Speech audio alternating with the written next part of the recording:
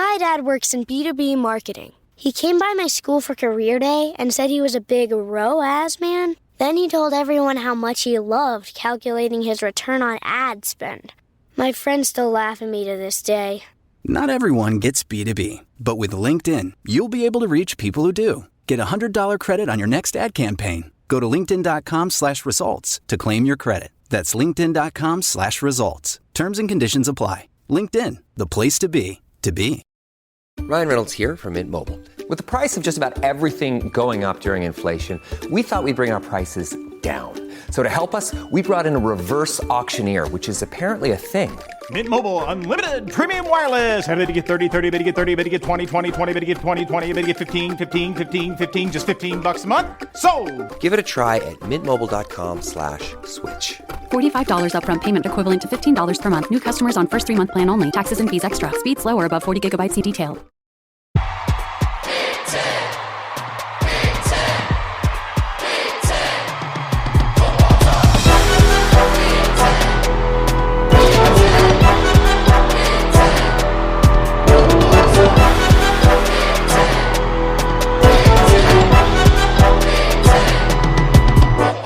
What's up, everyone? Welcome to the Big Ten Football Talk Podcast. I'm your host, Zach Guggenheim, and I have a very special guest. As you listen, you get to hear the great sounds of my dear friend, Christopher Ebersole, maybe the first listener for a while, maybe the only listener. No, it's not true. Yeah, but, Chris, how are you doing? I'm great. It's good to be on this show. I know my dad's really excited, so you got to include him in there with the first couple listeners. But that's true, Jimbo. You are definitely in there as the first couple of starting this thing up. Just so you guys know, just to establish who Chris is. I know I've talked about Chris a lot on this show. Chris is many things to me. One is just a good friend, a brother that I would say in the Lord. We work together in ministry, but ever since you were a student at East Stroudsburg, which ironically is where James Franklin graduated. So, Penn State, there you go. But ever since you were a student, you would kind of joke with me about me being an Ohio State guy. And that was, I think, in 2016, right? Yeah, at a conference. Yeah, and then we struck up a good friendship, and then you came to our area to serve at Bucknell and Susquehanna University in ministry, and we never stopped talking ball. Yep. Yeah, I remember moving out here and playing some, before it was college football, NCAA football at night, getting back from campus. So, yeah, it's fun to not just play football, but finally get to talk about it here. Yep. Well, and we got a big game for Penn State to talk about at the end of the show. So for you Penn Staters and you Illini fan, which I know you Illini fans, you're listening and you're really hoping that I pick against Illinois, because every time I pick against Illinois, you guys win. So stay tuned for my prediction to see if I'm wrong. But we'll start. We'll get right into it. Friday night, Washington traveling to the mighty Fighting Schianos of Rutgers. Rutgers, a 2.5-point favorite at home. It's an 8 p.m. kick on Friday night on Fox. And, Washington coming off a win. I'm trying to remember who they played last week. All of a sudden, I'm blanking on them. They played Northwestern. They played their Big Ten opener against Northwestern. Rutgers obviously coming off a big road win over Virginia Tech, where they honestly should have won by more. Who do you got in this game and why, Chris? Yeah, I think Rutgers gets it done at home, protecting the birthplace of college football. There you go. Yeah, 27-20 victory. I actually think with their sloppy game last week and the fact that they should have scored more and it should have been more impressive of a win looking back at the scoreboard, I think they really cleaned things up at home. Yeah, I like that. I really agree with you there, because I think on the last show, 41-7 should have been the score, and when Virginia Tech scored again. Now you can take away and say, but this would have happened. But the fact is, they left a lot of points on the board. I am concerned about Washington's defense for Rutgers. They have played just very sound football. And I think this is going to be a defensive game because I think Washington's defense is going to be the strongest defense that Rutgers has faced. And they've held every team below their average. Like Washington State, they're not a great team, and I know they lost to them, but Washington State has been an explosive offense, and they really held them in check. They held their running game in check. They had a running quarterback in that game. I think they might take Virginia Tech's blueprint and really stuff the run. But I think Rutgers defense is going to be a little bit more effective in this game. I think Will Rogers might struggle in this game. I think as much as I think Jonah Coleman is a good back, I think the defensive line for Rutgers is going to give Washington some trouble. Low scoring. So I've got Rutgers covering. I think you had 27 to 20. 20. I've got it 17-13. So we're similar on scores, but I think I have them a little lower scoring. Yeah, you bring up a great point. I think talking to Washington's strength as a defense, it seemingly came out of nowhere that Rutgers, I feel like a couple years ago, started having a really strong and stingy defense. And I think I'm actually really curious to see the running back battle between Jonah Coleman and Kyle Monangai. I think at the end of the day, looking at the stats, it'll actually look like Jonah Coleman had a better day running the ball than Monangai. I think they're really going to try and stop him up there. Yeah, and I think to that point, the person who really impressed me against Virginia Tech was Kaliak-Manis. Over 10 yards an attempt. They forced Kaliak-Manis to really move the ball, and he did it. And I think we're seeing that Kurt Soraka, Ethan Kaliak-Manis, that reuniting of those two. I think that really has gelled. And I think Rogers has played well, but their offense has not always been in sync. They've been a little bit herky-jerky throughout the first 4 games. They've been a little undisciplined, and they have to go on the road. So but I agree with you. I think Coleman, I feel like we keep talking about Coleman on this show, and not enough people have seen him play. But I think Monangai and Sam Brown, they have a little bit more. I think their combined stats might be more than Coleman, but I agree. I think Coleman will have the best day out of any running back. Yeah, for sure. And I think it's a big thing, not just going down the coast, but going across the country. I think we'll start to see, I'm curious, as a Penn State fan going out to USC soon, I'm curious to see the effects of what that travel will look like for these East Coast teams going west and vice versa. Yeah. Agreed. I think this will be a fun one, especially on a Friday. Yeah. And just curious how that affects Washington in this. Well, let's go to Saturday, and we'll start with the Little Brown Jug as Minnesota goes to number 12 Michigan. It's big noon kickoff game. Joel Klatt, Gus Johnson on the call. Michigan a 9-point favorite after beating USC. I feel like that line it's odd to me, but I'm curious, what's your take on this game? Yeah. Well, I'm curious actually, what is odd about the 9 points? Do you think it should be bigger, lower? Where are you at? So you're forcing my hand. I like it. I saw Minnesota just get crushed by Caleb Johnson. Yeah. And they didn't throw the ball well, right? Cade McNamara, I think he's probably a little bit better thrower than Alex Orji, but it's not by much. Yeah, we'll see. And it's not just McNamara, it's the receivers. It's I think the offensive scheme is still a bit back in the 1950s. But Caleb Johnson and that offensive line for Iowa really, really pounded Minnesota's defense in a way that I don't think anyone expected. Yeah. And I might concede, I think Iowa's offensive line might be better than Michigan's, because I think Michigan has a particular weak link on the right side of that line. But I know what they want to do. They want to smash. And I think with the adjustment to Alex Orji, I think they're really willing to just go, do that 32 straight run thing.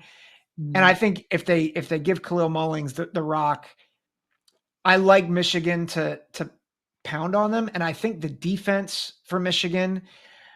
I don't know, seeing what Iowa did to Minnesota at home, and now Minnesota's got to go on the road and try to establish their offense against a defense that I think will not have to be on the field that much, because I think they're going to force Brosmer to try to beat him through the air.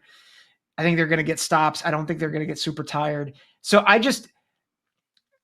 I'm kind of expecting a similar game from Minnesota that I saw them play against Iowa. Is why I think the line is weird to me. But I'm curious, Sure. do you have opposite thoughts here? Yeah, well, I think I looked at it. I looked at this game a lot more from Michigan's perspective, I think, than Minnesota's perspective. And honestly, part of it is just the bias that I know Michigan more. But I think, Josh Pate says you never always play the same team twice, right? So there's like a bunch of different variations of a way that a team can play, and sometimes you get their like A game, and sometimes you get their C game. I think after a very emotional week for Michigan, thinking back to how much they, as a program, kind of really needed to have this game against USC last week, I wonder if this isn't necessarily a look-ahead spot for Michigan, but more so it's hard to maintain that level of high emotion. And I don't know, I could just see them coming out slow. I actually said that I think that they might come out really slow. Minnesota might actually be leading at the half, something like 10-3, but I think Michigan really, really puts the clamps on them in the second half. And I actually predicted, I don't think Minnesota is going to get into the red zone the second half. So I have Michigan winning a close game, 20-13, banking on a slow start from the high emotions of a huge win for the program, beating USC. Just imagine the optics of this new program, right, with Sharon Moore. It's his team now, and before September's out, they're 2-2 with 2 losses at home. I think they really needed that USC win. Yeah, I'm just wondering, how long you can ride that high going into a game with Minnesota, where honestly Michigan might look at it and say we match up even better. Having USC be the favorite, going to a Minnesota team that looked very pedestrian, especially in the second half against Iowa. So I wonder if a little overconfidence maybe the letdown spot for them. But I have Michigan winning. Yeah, so you got 20-13. I have 24-6. I just really I don't see Minnesota. But I think to your point, Chris, I think you make a really good point about the letdown. And I mean, USC and Michigan fans know that from what I've seen from both those teams, I don't think they're nearly as good as their ranking is right now. And so Minnesota had, Daniel Jackson remains one of the most underrated receivers. Not here. Like, I am a Daniel Jackson believer. He had over 100 yards against Iowa. I think like he could get loose for a quick score. We don't know the status on Will Johnson. At least I don't think as of yet. This is Monday night. This is coming out on Thursday. So Will Johnson might play. We're not sure. If Will Johnson is out, that does change things a little bit. I have a tough time seeing Minnesota, just based on what I've seen against two, like, honestly, kind of average teams, like against UNC. I know that was first game of the season, but then watching them against Iowa, and part of this is my PJ Fleck anti-bias. I just feel like he gets stuck in things and kind of continues. Like, the trends typically bear out for him. Like, I saw a stat that they've allowed over 200 rush yards to the last 5 Power 4 opponents that they've played. And it's a team that's supposed to be predicated on defense, right? And toughness. And now you're playing Michigan, who that's all they want to do is run. I have a concern about that, but I think you are right that it very well could be like a backdoor Minnesota cover, or that it's a closer than I think because of the emotions. So I think it's reasoned analysis there. Yeah. Looking at but- the game, you never really feel like Michigan is super in danger looking at the talent disparity. But yeah, we see. Yeah, good stuff. I think that this game will also have a talent disparity. Ohio State, number 3 in the country, going to East Lansing, 7:00 on Peacock, because of course it's on the network that you have to pay for. Don't get me started on Peacock. Anyway, this is a 24.5 point spread in favor of Ohio State. Michigan State coming off a heartbreaking loss to Boston College. Ohio State coming off, kind of a ho-hum win, playing Marshall, probably the best team they've played in the non-conference, which isn't saying much. What's your feel on this game? Yeah, well, what do you think about Coach Huff coming after your players with his biscuits deal? Dude, I thought it was hilarious, man. No trepidations in the Ohio State locker room, though. Everyone's sticking with the Buckeyes right now. Is that what we're saying? I think Ryan Day might leave for the biscuits, man. Like, Ryan Day actually addressed that, and he was like, "We got to have some fun in here," and he was chuckling about it. So I thought it was I thought it was a great moment in a press conference, like for a team that's going to collect a paycheck, right? Yeah, for sure. And they played their butts off on Saturday. Yeah. Like, I give a lot of credit to Huff. Like, I thought he had his guys prepared, especially in the first half. But yeah, for sure. Thinking of the game, Ohio State, Michigan State, I'm going to be honest, even if Ohio State starts slow, I heard you talking with JR on the previous episode that you guys put out, with that slow start, 28-14, I believe it was, against Marshall. I just don't see Michigan State being able to hang with them.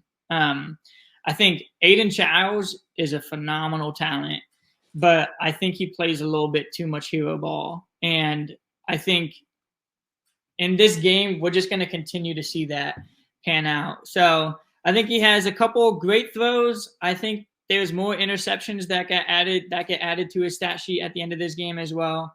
I think Michigan State on defense will be able to slow down maybe a little bit the OSU rushing attack, but I actually predict both Judkins and Trevion will get both of them getting 20-plus yard rushes this game.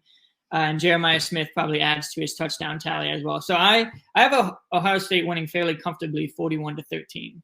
George Clooney and Brad Pitt's new movie Wolves is on Apple TV Plus September 27th. That's where I want you to be now.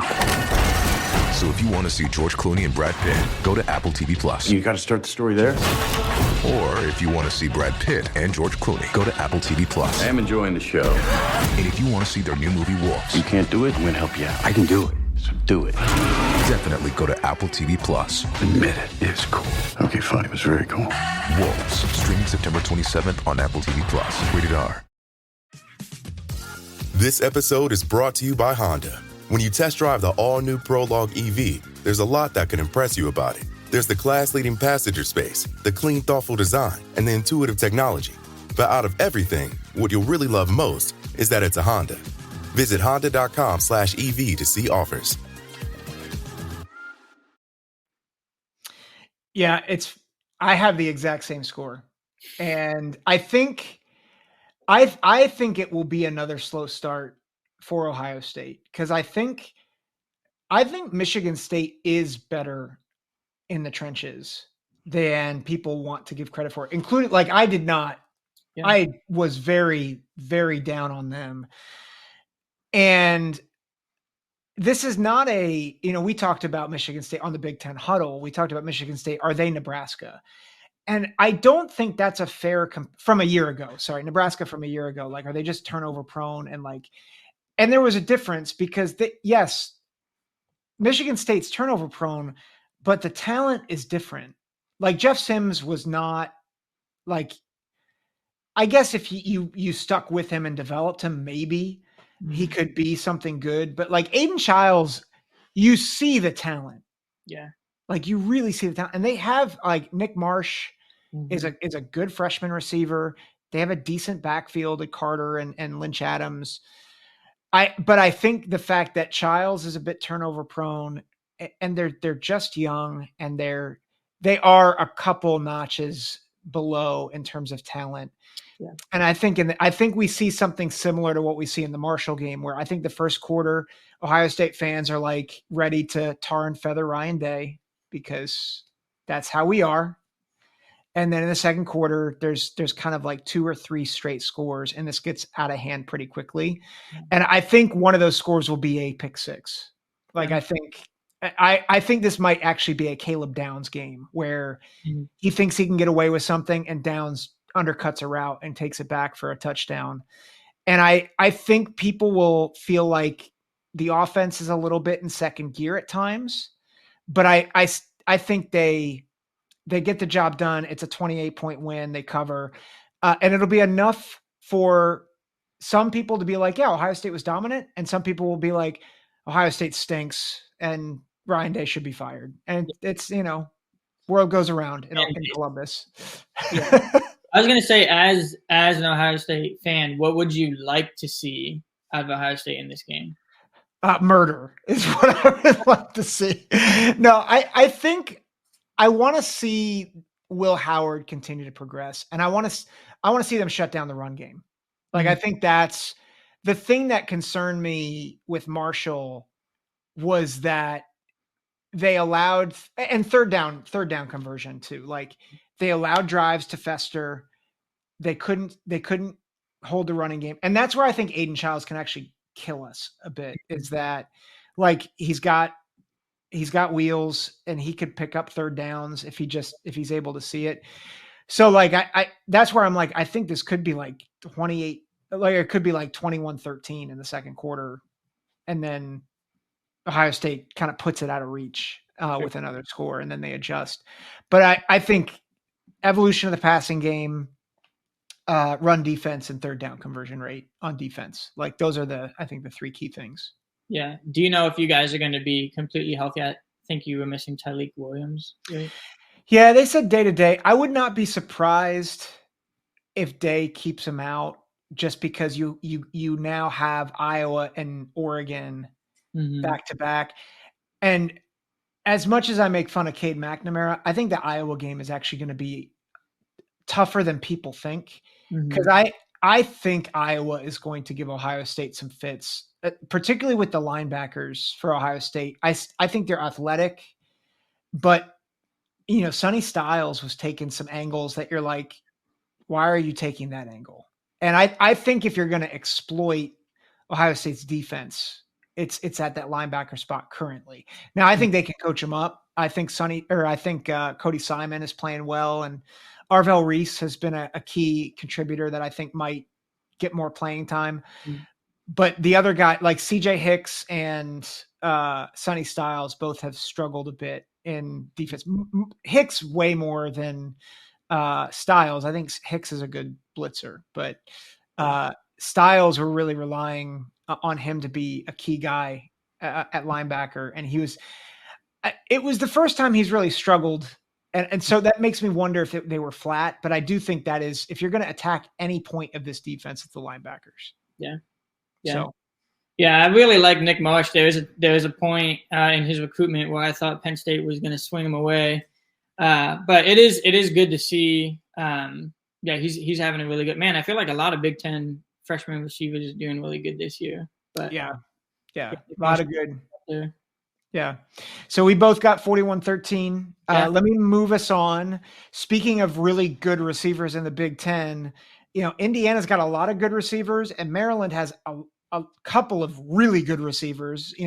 We don't talk about Caden Prather a lot. Yeah. And part of the reason why is because Ty Felton is, I believe, leading the nation as a receiver in receiving yards, 41 catches, 604 yards. This game's at 12 o'clock on the Big Ten Network. Indiana, a 7-point favorite. It's still a bit odd to keep saying that Indiana is a favorite, especially as we continue in Big Ten play. Indiana with their first 4-0 start in a long time. I should have looked up that stat, but how do you see this game playing out? Yeah, I don't see them getting a loss in this game. I think one of the surprises of the season so far has been the connection between, speaking of Maryland, Billy Edwards and Ty Felton. They've really been nothing short of remarkable. Ty Felton is 7 catches for 119 yards and 1 touchdown away from matching his season high for receptions, yards, and touchdowns. The problem is they're running into the group of 5 all-stars and the Fighting Signettis of Indiana, and I just don't know if Billy Felton or Billy Edwards and Ty Felton, and even Caden Prater, good name. I don't know if they're going to be enough. I think Indiana. I just looked this up. They have a top 5 scoring offense and top 10 scoring defense. I just don't see Maryland going out west and having enough juice to escape with a win. I think too that I know you can make the claim, well, Indiana hasn't played anyone, but even giving their schedule, if you would have polled media members and coaches, thinking at Big Ten media days, I don't think many of them would have seen this start for Indiana, especially just sheer dominance in a lot of these games. I believe even in every game, they've dominated every game. Was FIU, and I think that was 31-7. So, I think they've just had such a great start. I think Chris Signetti has them in a great spot. I just see the momentum continuing to go for Indiana. I have Indiana winning 31-24, so just on the edge of that 7 points, and going 5-0 heading into next week, where they get to play at a beautiful high school stadium off the coast of Lake Michigan. The West Lot Pirates podcast is not going to like you calling it a high school stadium. Beautiful. Okay. It is beautiful. It is beautiful. That's well done sliding that in there. And say your score prediction one more time. 31-24. 31-24. We're pretty close on this one. I think you make a really good point that it's not just that Indiana has won, it's that they've dominated. Mm-hmm. And I think that matters because I think when we've talked about Indiana in the past doing well, it's like they might have some squeakers against, MAC teams. That's not what they're doing, right? Their lowest margin of victory is 24. Mm-hmm. And again, the competition hasn't been great, but and we can't transitive property this thing to death, but they beat UCLA by a higher score differential than LSU. Mm-hmm. So they have legit guys like Elijah Surratt at receiver. I think Curtis Roark is maybe a top 5 quarterback in the league. Mm-hmm. He is legit good. And it's, maybe not NFL good, but legit college good, could carry his team to a really good season type of quarterback. Mm-hmm. And I think the line play is better than I expected. I think the defense is better than I expected. I do think Maryland's going to give them some issues. I think the passing attack is going to get loose. I don't think they're going to fully stop it. But I think to your point, where I'm concerned with Maryland is I'm concerned about their run game and them being able to keep the Terrapins on schedule, because they've not necessarily been great in run blocking and the running game. And I think they've relied a lot on Billy Edwards, relied a lot on the receivers. And I think they're going to need to run to kind of stay in this, or to kind of get them over the top. And I just don't think they have it. Mm-hmm. I will say this will be easily the best defense that Indiana faces. I think Maryland's defense is underrated. That secondary is good. And so I would not be surprised if Roark throws a pick, maybe even 2 in this game. But I don't think it's enough for them to lose. I think it ends up being really good experience for Roark as he experiences a Big Ten defense, a good Big Ten defense. Yeah. I've got 28-24 Indiana. I think Maryland covers, but I think Indiana wins. Yeah, that's a good point. I think I've been really impressed with Curtis Roark's poise, even going back to the UCLA game. First Big Ten game on the road at UCLA, and I think he completed 4 third-down throws on their first drive. He's just been dialed in. So, yeah, I think that's a great point. If you could rattle him, we'll see.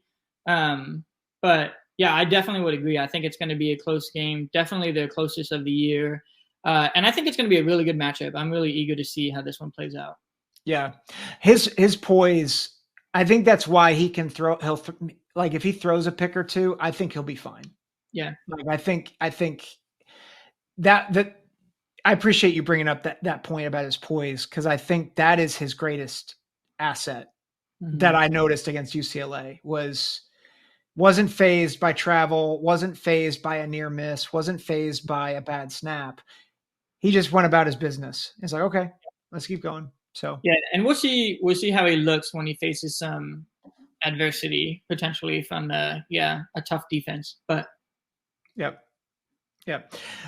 Well, Purdue's going to face a tough defense this week in the Cornhuskers, who I'm sure are angry as all get out after what happened last Friday. Nebraska, Purdue, 12 p.m. on Peacock. Nebraska, a 10-point favorite. Can Purdue shock the world here? Unless it's in the same vein as when they shocked the world against Notre Dame and didn't show up to their home stadium, I don't think there will be much against Nebraska. That was just really hard to watch. Yeah, so, Dylan Raiola coming back after a tough loss. I'm curious how he does, especially the first couple drives after just the way that game ended against Illinois. It's really a great game. But I think the way that they lost with, those back-to-back sacks, just going the wrong way in overtime. I'm curious how, the mental toll maybe that takes on him this week. And I'm curious to see, we've never get to see what he looks like bouncing back from adversity. So I'm curious how the game starts, but I don't project it to be too close between Nebraska and Purdue. I probably have a 34 to, let's see. No, let's go 38-17 Nebraska. 38-17. We have the same score differential. I just gave them 7 points less each. 31-10. So we're pretty close on this. Man, I really wanted Purdue to do well. I really was high on Ryan Walters. Mm-hmm. I think the line play is just, it's not there. It's not it's not Big Ten quality. Mm-hmm. And I think seeing them struggle like they did against Oregon State, it's just sad. And, I know Maccabee had a good game against Oregon State, but in general, that's not how they want to play. They want to throw the ball. Hudson Card has not been good. And I think part of that has been the pass blocking. Mm-hmm. And I think you're facing an angry Nebraska defense who I think is stronger on the lines. I think this game is actually going to tell you a bit more about Nebraska's resolve and resilience. I think a lot of people are looking at this last game against Illinois and being like, see, same old Nebraska. Yeah. Listen, Nebraska's a good team. Yeah. I think they're easily a top 25 team, which I think tells you a lot about Illinois, who I think is also a top 20 team. And regardless of what happens in the game this Saturday, I think they are a top 20 team the way they're playing right now. But I think Nebraska, I'm not sure it's as close as the score is in this game, because I think Nebraska might churn out to a 28-0 or 24-0 lead at half. Yeah. And then maybe some backups come in and Purdue gets a touchdown and a field goal in the second half, and Purdue doesn't really do much except a touchdown. But I think it's, I think the line is too low. I think Vegas is expecting people to think that Nebraska is more on par with Purdue. And they're just not. Nebraska I think, much more superior to Purdue right now. Yeah. Yeah. And I think Matt Rule is a great coach. I'm eager to see how the rest of this year turns out for him. But I think they'll be able to bounce back after a tough loss at home. Yeah. The 3:30 kick on CBS, Gary Danielson, Brad Nessler, is Wisconsin at number 13 USC. Wisconsin obviously coming off a bye. They lost Tyler Van Dyke and they lost miserably to Alabama. It is a 14.5-point spread to USC. And USC obviously coming off a gutting loss against Michigan. Who do you got in this game and why? Yeah, I have USC winning big, 38-13. I think the first quarter is going to fly by. I think USC is going to try and establish the run. I think Wisconsin losing Tyler Van Dyke is really going to speed up the game, and I think they're going to try and establish the run. Maybe even looking back as to what Michigan was able to do on the ground. But yeah, I just don't think Wisconsin has enough to hang with USC. I think listening to some reactions to the USC Michigan game, and a number of people feel actually pretty good about USC, even after such a tough loss. Seeing them get punched in the mouth and be able to get up, being down 14-0 and not just throwing in the towel, but being able to come back up and actually be in control in the fourth quarter, winning on the road after that tough start. I think USC is just going to pull away. But I do think it's going to be a really quick moving first quarter, as both offenses are going to stay on the field maybe longer than expected. Yeah, I like your logic there, and I have it a lower margin of victory. I think my concern, because I've seen some of those USC React videos, I would agree. I think the resilience really matters. And I think regardless of the fact that, and they were resilient in a number of ways, like I don't think officiating was the reason why they lost, but that game was very poorly officiated. Yeah. Very poorly officiated. I also think it's a credit to them. They went on the road. So I think you make a lot of good points. I think my concern with USC was my concern going into the Michigan game, and it has been exacerbated, which is their line play is not great. Yeah. It's good. But against a defensive line like Michigan, I mean, Miller Moss got crushed. Yeah. And it's a credit to Miller Moss that they kept fighting and that they were able, and the receivers. And I thought they did get stronger. And I think part of that is Michigan's defense got a little tired, and I think they figured some things out. But I think it's the emotions, you are going back home, but you've got the emotions. I think the other thing is Wisconsin is coming off a bye, and that gives Braden Locke some time to get more established with the ones. I think Will Pauling might be an issue for the USC defense. And I think Ches Malusi, I don't think their running game is nearly as good as Michigan's, but I do think it might sting them a few times. Mm-hmm. So I think USC wins a closer than expected game. I still think they win because I just don't think Wisconsin is great or even good. And I think the bye week's going to help. I think the bye week's going to help them to not get blown out. I think USC wins by 10. I've got 27-17. Yeah. As a Penn State fan, I don't really have a great relationship with bye weeks because I feel like we don't always come out of bye weeks doing great. But maybe Wisconsin will do better. I don't know. We'll see. Yeah. I mean, I think it could backfire too. I've been very adamant. I have not been impressed with Luke Fickell's tenure at Wisconsin so far. So I can very well see your scenario playing out. Mm-hmm. I'm still not sure how good USC is.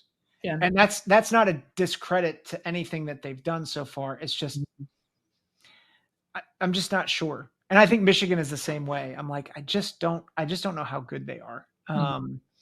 But quick question. So if you were to match up, to put you on the spot, if you were to match up, I'm not sure how I would do this. If you were to match up USC this year and USC last year, who do you think would win? I would pick USC this year because I think Miller Moss actually plays better in Lincoln Riley's system. Mm-hmm. And I do think Danton Lynn has changed the defense and helped them be more disciplined and I think he's getting more out of the players he has. Yeah. I'll always choose a team not coached by Alex Grinch over a team coached by Alex Grinch. So, but I think I think the Caleb Williams factor is intriguing, but I think part of his struggles, and we're seeing that in the NFL too, like he plays too much hero ball. Mm-hmm. And I think part of why Miller Moss, I wouldn't say he's an upgrade, but why you haven't seen a ton of drop off offensively is because Miller Moss actually plays in structure really well. Yeah. So I'd be curious, what do you think about, like, turning the question on you? Would you pick this year's or last year's? Yeah, I think that point you made about Miller Moss fitting the system well, and I think too, I would pick this year. I think too, seeing the strides that the defense has taken. I feel like last year, just not looking into this, but just I feel like last year USC had a lot of turnovers, but they were like feast or famine on defense. They would either get a turnover or give up a touchdown. And I think we're seeing that gap shrink a little bit, where maybe they're not getting as many turnovers, but they're playing better overall as a defensive unit. So yeah, I think discipline for sure is definitely there this year, where it wasn't always there last year. So yeah, I think that's a good assessment. Like, they're not as feast or famine, and they're much more disciplined. But I think the talent deficiency is still there. So yeah. So we're picking 2024 USC over 2023 USC, and we are picking 2024 USC over 2024 Wisconsin. So correct. Yes. There we go. I think we know the answer to this one. Number 8, Oregon, playing at UCLA. It's Big Ten After Dark, 11 p.m. on Fox. I will watch this on Sunday. Mm-hmm. Yeah. But Oregon's a 24-point favorite. Is Oregon going to have any issues in this game? Yeah, let me check my notes. Blood will be shed. No, I don't think it will be that close to the game. People were joking. I think Oregon just needed to get out of the state of Ohio to wake up. But yeah, to give UCLA some credit, thinking back and to always throw shade on the SEC, like they got pelted by Indiana at home and then were able to keep it close for a little bit with UCLA with LSU on the road. So, I just don't foresee how this game is close, though. I think Oregon can pretty much name the score if they want to. So, let's see. I did write down a score, 45-10, Oregon. Yeah. And for those of you, I think you meant Idaho, right? Not Ohio. Oh, Idaho, yes. Yeah, Idaho. Out of the state of Idaho. Yeah. I just know, like, someone's going to comment in the comments, like, it's Idaho, Chris. Yeah. And it's like, You're speaking it into existence for later, for when Ohio State beats Oregon, right? Yeah. That's what you're saying. It's going to Oregon. Yeah. Anyway. I got 52-10. Mm-hmm. Blood will be Yeah. I love that you put that in your notes. It's great. Mm-hmm. Yeah. I would love for UCLA to be good. I remember, when I was playing NCAA football, if I needed to pick a team other than Penn State, I feel like I usually pick UCLA. Just like the intrigue of picking a California school that I didn't know that well, but I like their colors. So, I would love for UCLA to take it up a few notches. I don't see it happening this week against the Oregon team that I think is really stepping into gear. So yeah, well, and they had a bye this past week. They're starting to round into form. Yeah, I just think, and also, to be fair, they played a really good Boise State team. Yeah. And should have lost that game. Yeah. But that game, like, Boise State is not a scrub. And I keep putting them in my playoff bracket as my group of 5 representative, because I think they're, at the end of the day, I think they're going to have enough Power 4 wins plus that close loss to say, hey, we deserve to be in. But I think Oregon is the offensive line is getting healthy. I think Dylan Gabriel's getting more comfortable in that system. And unlike LSU, I think Oregon has too much talent, and I think they overwhelm UCLA from the start. Yeah. So I did actually have another note here. UCLA's third down percentage rate on defense ranks dead last in the FBS. So I just don't see them really putting pressure on Dylan Gabriel. I think he's just going to be comfortable from start to finish. Yeah. So. Yeah. And that's between him and Jordan James running the rock and that receiving core, look out. Look out. I think maybe the best game of the slate, number 19, Illinois, going to Happy Valley, number 9, Penn State. James Franklin wants white out energy. Yes. It's exactly what he said in the press conference. He said, white out, ... energy. Yeah. He didn't say the dots, but which I think means that the students are going to show up wearing white on Saturday night. So this is 7:30 kick on NBC. Penn State an 18-point favorite. Yeah. So sorry, I cut you off. What were you going to say? Oh, that's okay. I think more than just the students are going to be wearing white. I was a little surprised at first seeing the line come out, and maybe that was just because I got done watching the Illinois-Nebraska highlights. I actually didn't get to watch that game live. But yeah, I was a little surprised when that line came out. I was not expecting it to be so high. I think Luke Altmaier has the opportunity to really frustrate some Penn State fans. And boy, he's looked completely different from last year. If you remember back, I won't go so far to say that he handed Penn State the game, but he was really kind to keep giving us the ball whenever they were on offense last year. And this was when Penn State really couldn't do much on offense. So I think, Luke Altmaier looks like a totally different player. And I think, Pat Bryant, Zachariah Franklin, Illinois has a great chance to win this game. And I think they will keep it close for quite some time. There's also, on the Penn State side, there's a few injuries that I'm curious to see how they play into effect in the game. I think I'm curious to see what our secondary is going to look like going up against that receiver duo without having KJ Winston. We have a backup tight end, Andrew Rappelier, who's a freshman. I think he's a redshirt freshman, who is actually supposed to be one of our better blocking tight ends, along with Tyler Warren, and he's also out for a good bit. James Franklin isn't saying a season-ending injury, I don't think, but I think he's calling them all long-term injuries, so we'll see what that means.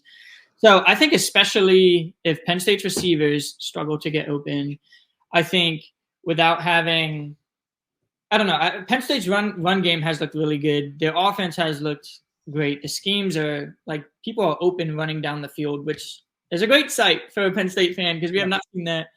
But I think that Illinois has a great chance to win this game. I think they will keep it close, but I think Penn State's going to pull away late. I do predict another slow start for Penn State because that is what we've seen this year. But I think they heated up a little bit in the second half, and I think Penn State's going to start pulling away late to win it 31-17 at home. All right, so you got 31-17. Illinois covers there. Illinois covers, yes. Yeah.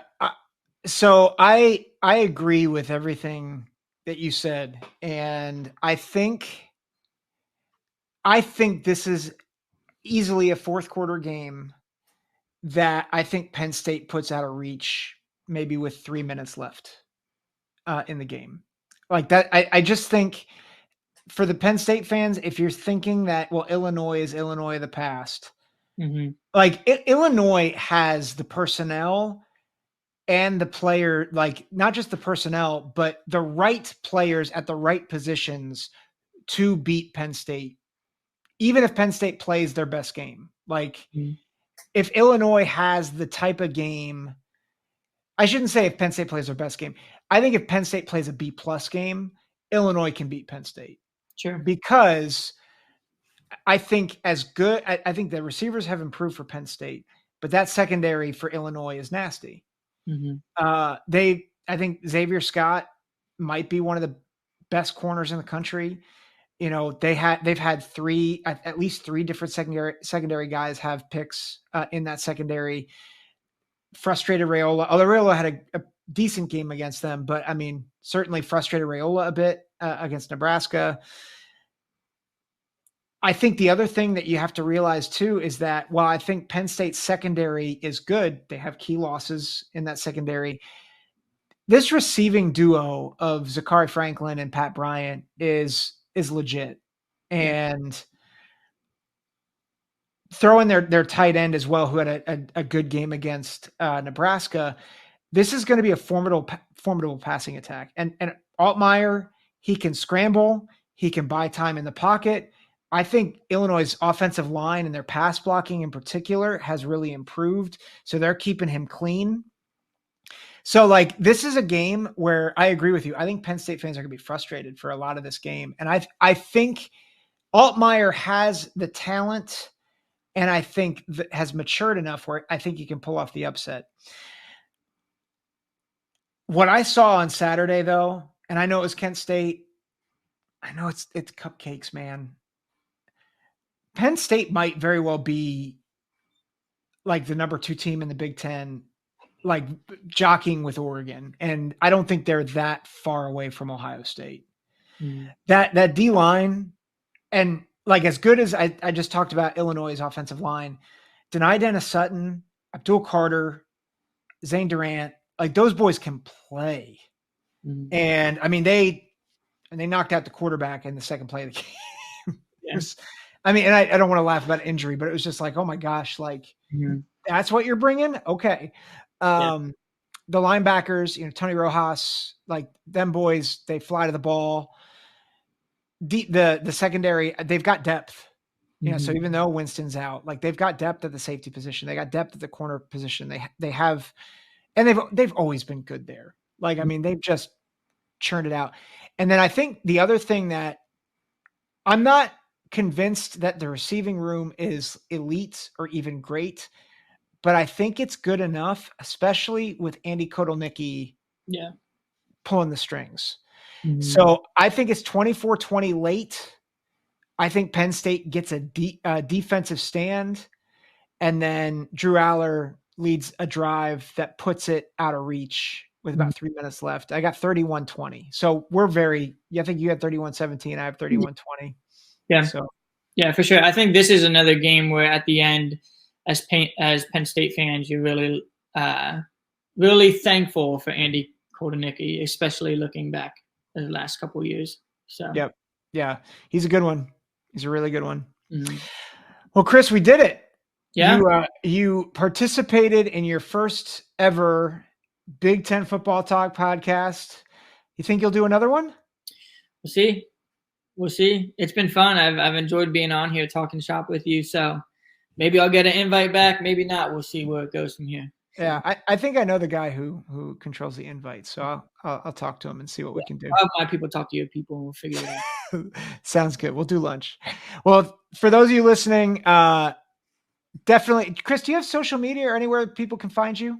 I do. I'm on Facebook. I'm on Instagram, but don't ask me what my account is because I'm not sure what it is. But all right, next time we're going to put your Instagram handle on there. I think it's just Chris Ebersole, right? Probably. It can't be too complicated. Yeah. I'm sure it's just Chris.Ebersole or something like that. I'm sure. Yeah. So give him a follow, and make sure to like, subscribe. You guys know the deal. Appreciate y'all. Take care. God bless.